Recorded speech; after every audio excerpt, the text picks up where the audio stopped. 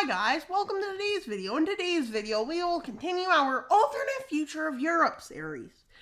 And right now, Russia's strongest nation, you may be thinking. Yeah, it looks biggest, has the biggest military, yes, both of those are true. But in reality, it's just a paper tiger in this world, as groups aren't really tightly knit under the country, and a lot see independence as their best move. And also, before we get into this video, I'd just like to say one thing. We are at 113 subscribers last time I checked. It's probably more now, but we're getting close. We have like 180 left to go, maybe 170. I'm not sure, because the last time I looked was last night at about this time. So yeah, last night. Yep, last night. At the middle of the night, basically, when I was putting up the YouTube short, because that's when people like to watch them. Yep, exactly. And that's how I get good views.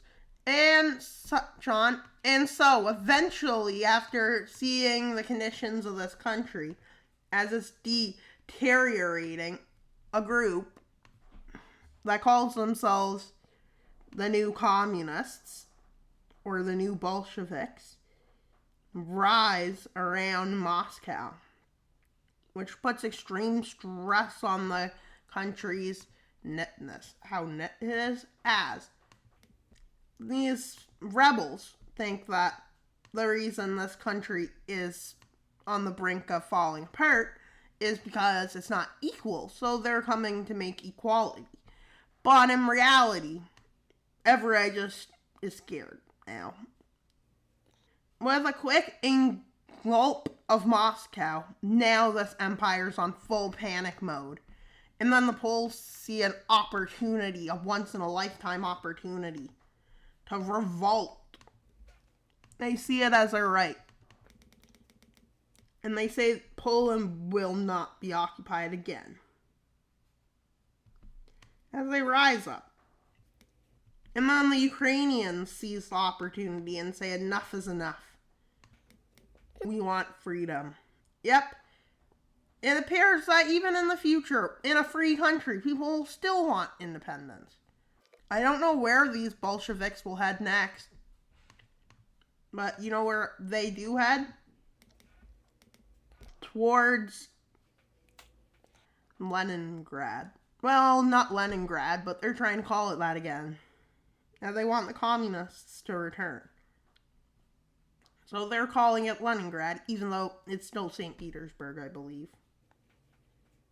And while they are approaching the city, as they get really close, this is where the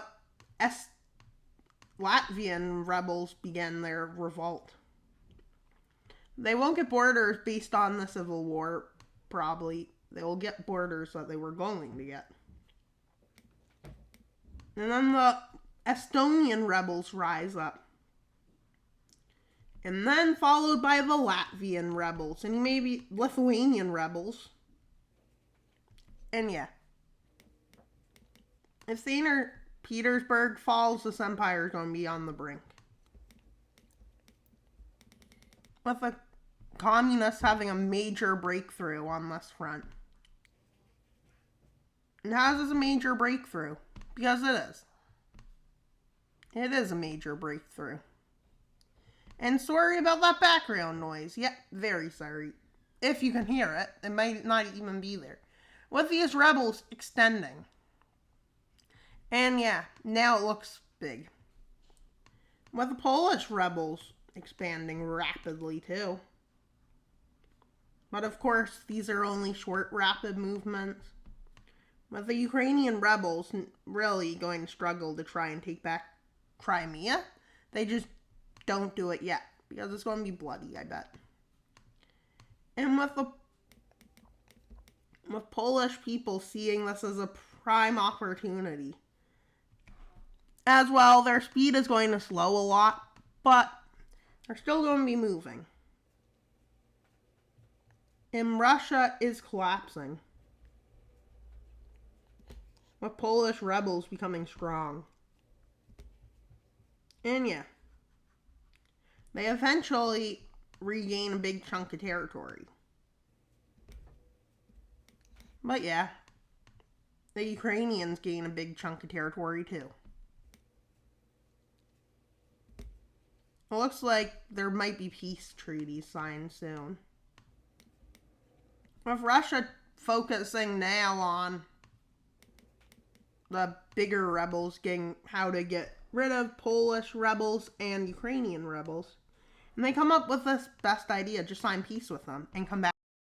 The rebellion in Russia continues to get worse, with Ukraine, Poland, and Iran declaring their independence. And then this happens.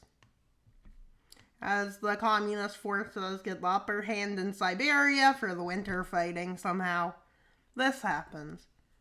And well, Russia's now on its last knees. With first, Estonia gets 8. Yep, Estonia gets reintegrated as they are 8. And so is Latvia, 8. And then they go down and Lithuanian rebels get 8. To which they move into Kaliningrad. And then a rebel group rises up in Crimea on their side. And their rebellion gets so big that's dangerously big. Their size extremely gets larger as the empire prepares for collapse to communism. Yep, that's it. The empire has fell to communism. Tyranny shall return. Tyranny can come, tyranny can go. Tyranny will come, tyranny will go. I guess that's this world. And Russia doesn't like... And Turkey is scared of this empire. Ukraine, Poland are also scared. And they join this alliance because of fear. But the German states that they occupy just get a communist government. Wait, really? Yep, they still occupied it, so they just installed the puppet, which is not great. And then the Communist League is created, an alliance between Russia and Germany. The Communist League is not really a great alliance. Thinks it's stronger than this, but this is actually stronger than it. But some of the occupations start becoming going, such as Britain, Germany, Austria, Bavaria, Rhineland states because France doesn't want to give up that hold. These two. There's some nations that don't need this alliance, but will have it. And France is threatening to annex the Rhineland, which is seen as a big escalation. So this Germany in the West annexes it, saying that's for our safety against communism. And yeah, that's just a big issue.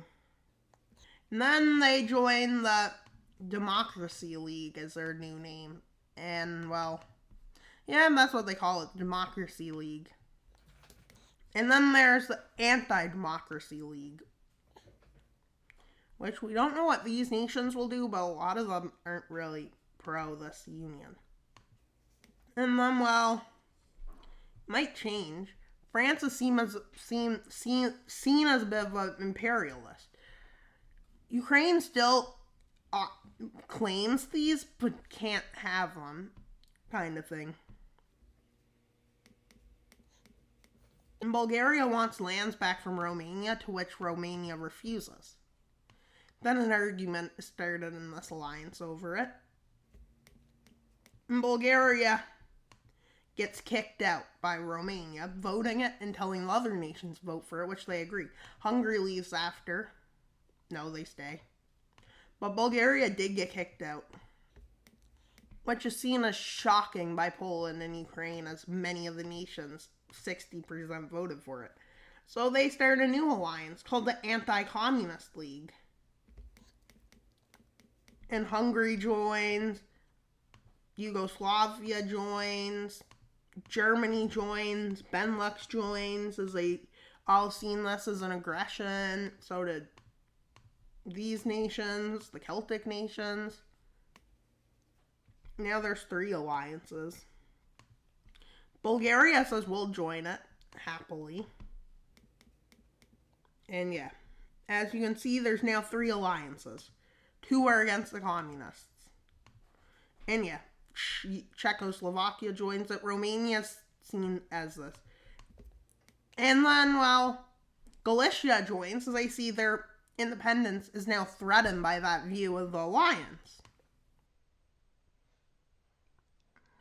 So yeah. And then Finland joins the anti-communist along with Sweden and the rest of the Nordics. As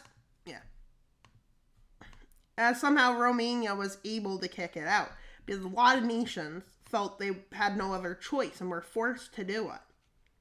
And the nations that did want it and forced others to do it are the strong ones, which are unfair because this alliance, in some way or another, somehow, the fact I can't has 60% of the members voting for the kick Bulgaria out, but that wasn't 60% of the nation. 60% voted to keep them, but France said no. Because France thinks they're so strong. And France just weak. Well, some of the nations did vote for it, but they see this alliance as more promising. Why? Because this alliance has more better training, too, for their militaries. And, well, Italy just leaves the blue team. And so much more will probably happen, but that's good for this point in today's video. So I hope you enjoyed today's video. Please like and subscribe, as we are getting close to 600, which is our goal by July 1st. So if you could, please like, subscribe, comment. That's all for today's video, Wild Mapper.